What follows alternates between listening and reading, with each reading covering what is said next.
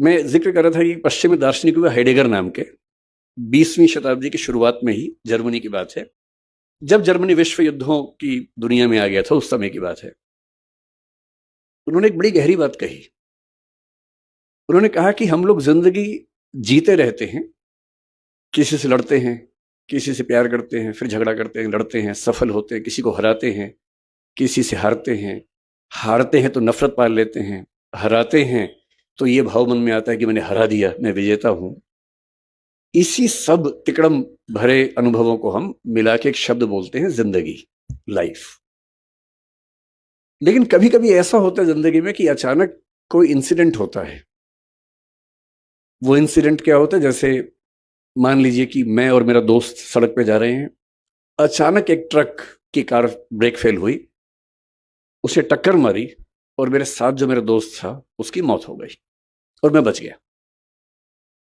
अब जो मुझे एहसास होगा, उस एहसास का मतलब है नथिंगनेस, शून्यता। उस मोमेंट में, उस क्षण में ये लगता है कि क्या है जिंदगी में ऐसा, और मैं जो इकट्ठा करने में लगा हूं, मैं जो ताकत के पीछे भाग रहा हूं, मैं जिस 8 साल बाद की प्रमोशन के लिए अभी से रात दिन जुटा हुआ हूं, ये सब तो 1 सेकंड का खत्म होने का वाला खेल है। जिस जिंदगी का 1 सेकंड बाद का अता पता नहीं है, भरोसा नहीं है, कल सुबह मैं उठूंगा भी या नहीं ये भी नहीं पता है, और मैं ऐसी जिंदगी जी रहा हूं जो 10 साल बाद मैं ये बन जाऊंगा, 18 साल बाद मेरी प्रमोशन ये होगी, मैं सेक्रेटरी बन जाऊंगा या मैं हाई कोर्ट का जज बन जाऊंगा। इस अनुभव में जो लोग थोड़े ज्यादा सेंसिटिव हैं, संवेदनशील हैं, वो इस अनुभव को झेल नहीं पाते, और उनके लिए इसी बिंदु पर टर्निंग पॉइंट आता है और वो जीवन का रास्ता मोड़ लेते हैं कि जब जीवन में कुछ भरोसा नहीं तो मैं इन निरर्थक चीजों के पीछे क्यों भागता रहूं?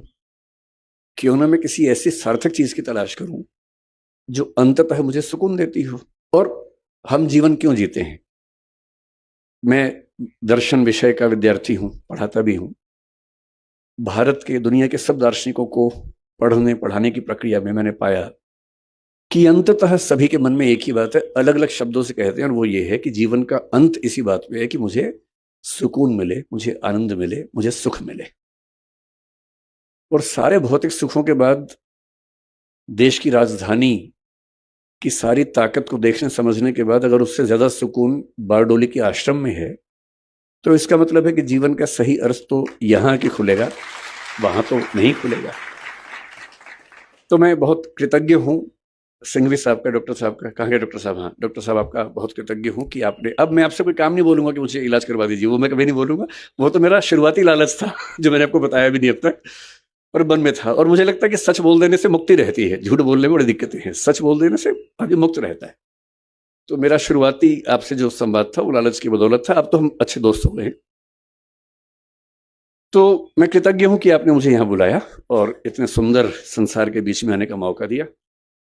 मैंने जब स्कूल को देखा, मुझे लगा कि टैगोर, महात्मा गांधी और पटेल जैसे एक हो गए हूं।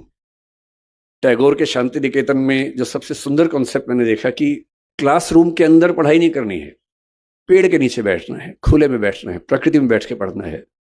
मैंने देखा कि यहाँ क्लासरूम में चेयर्स है ही नहीं, केवल छोटे से स्टूल है, वो उठाना है और पेड़ के नीचे चले जाना है, और जहां मन करे वहां बैठ के पढ़ना है। क्यों एक 4 दीवारी के अंदर बैठ के ही हम पढ़ाई करेंगे? महात्मा गांधी ने एक बहुत अच्छा विचार दिया था बुनियादी तालीम का, बुनियादी शिक्षा का, जो स्वावलंबन में जोर देता है, स्किल्स की ट्रेनिंग पर जोर देता है, मातृभाषा में शिक्षा पर जोर देता है। और मैंने पाया कि वो सारे के सारे सिद्धांत इस स्कूल के अंदर ठीक वैसे ही चल रहे हैं। और सरदार पटेल का तो आशीर्वाद जैसा आश्रम को मिला ही है, तो उनके प्रति तो कृतज्ञ होना वैसे भी बनता है।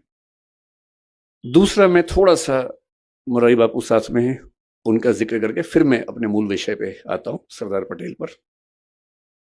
मेरा आज तक ऐसा सौभाग्य नहीं हुआ कि मैं किसी कथा में जाके सुन सकूं,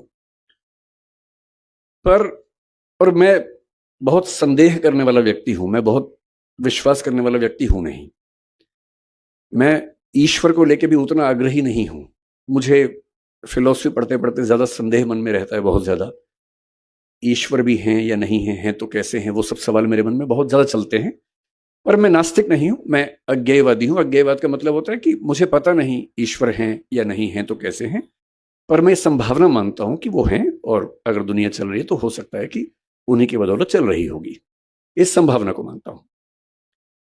मैं ये भी महसूस करता रहा हूं कि जो संत का एक सुंदर अर्थ होता है, मैं संत कबीर का बहुत सम्मान करता हूं। मैंने कबीरदास को अच्छे से पढ़ने का प्रयास किया है और बहुत प्रेरित होता हूं उनसे, उनकी बातों से सीखता हूं। संत रैदास को मैंने अच्छे से पढ़ने का प्रयास किया, कई बार किया। तो मैं अक्सर सोचता हूं कि संत का मतलब क्या होता है। तो एक बार एक किताब में मुझे बड़ी सुंदर बात मिली। एक उम्र तक मेरा थोड़ा सा लेफ्टिस्ट आइडियोलॉजी की तरफ काफी झुका हुआ था, तो मुझे धर्म, संत, इन सब से लगभग अरुचि सी थी। नफरत तो नहीं कहूंगा, पर अरुचि जैसा भाव रहता था। मेरे पेरेंट्स भी परेशान थे क्योंकि मैं कुछ अतिवाद के रास्ते पर उस समय चलता था।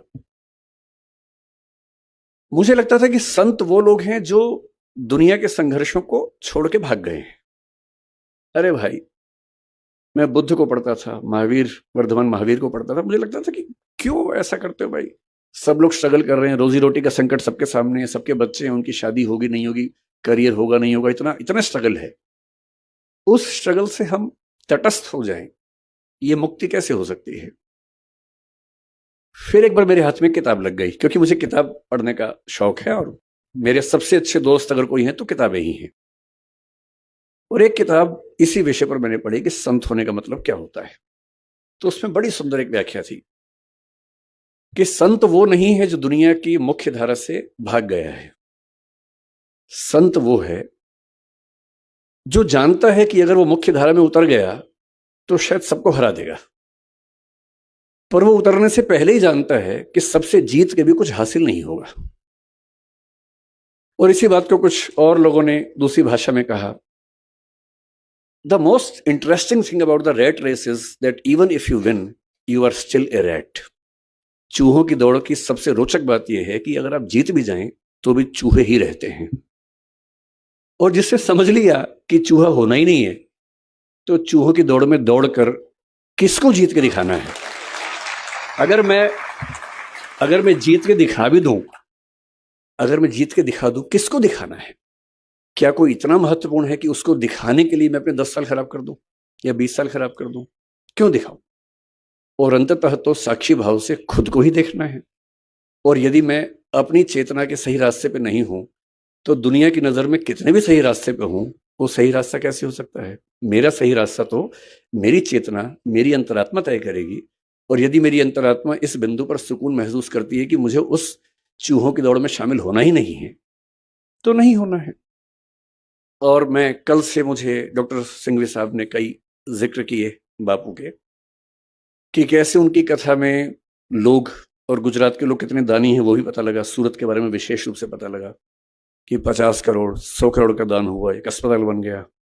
फिर कथा हुई, फिर 125 करोड़ का दान हो गया, इससे एक और अस्पताल बन गया।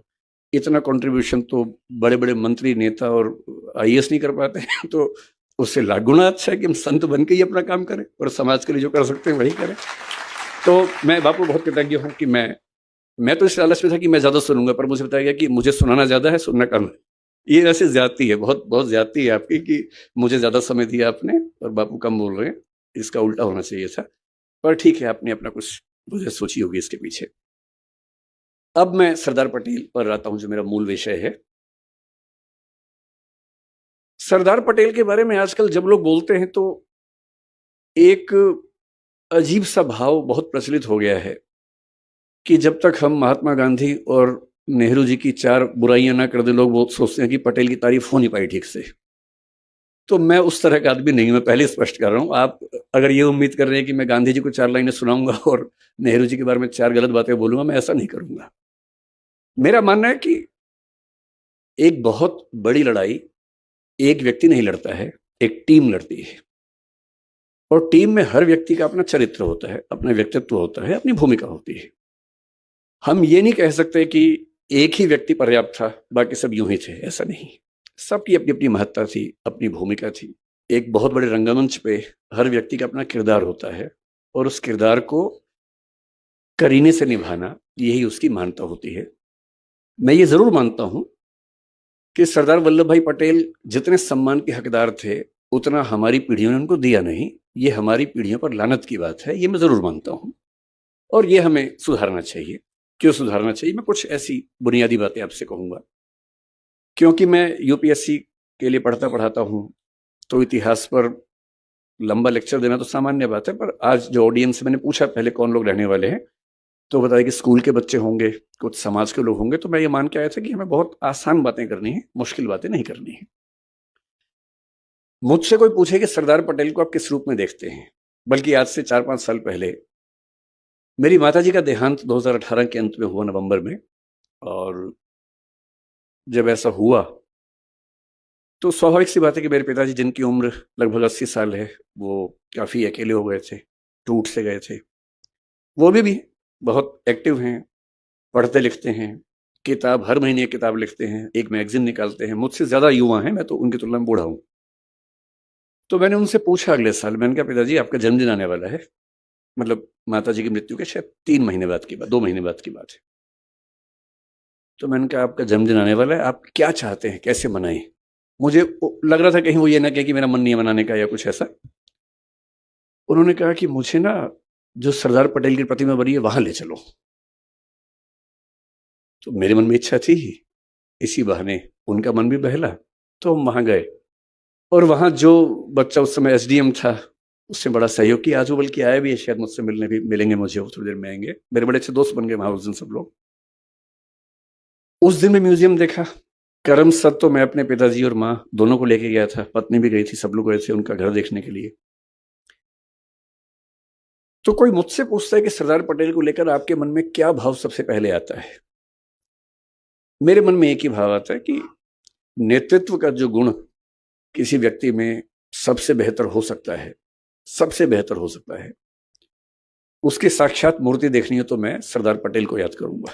अगर मुझे किसी एक व्यक्ति का नाम बोलना हो तो सरदार पटेल का नाम बोलना चाहूंगा। क्यों बोलना चाहूंगा, उसकी वजह अलग हैं, शायद वो वजह थोड़ी सी इतिहास में आपको अलग लगे, पर मैं आपको 2-3 वजहें बता के बात समाप्त करूंगा। और क्योंकि मुरारी बापू हैं, राम कथा वो करते हैं, तो मैं बीच बीच में भगवान राम का जिक्र भी लाऊंगा ताकि थोड़ा सा पर्सपेक्टिव और सही तरीके से हम समझ सकें।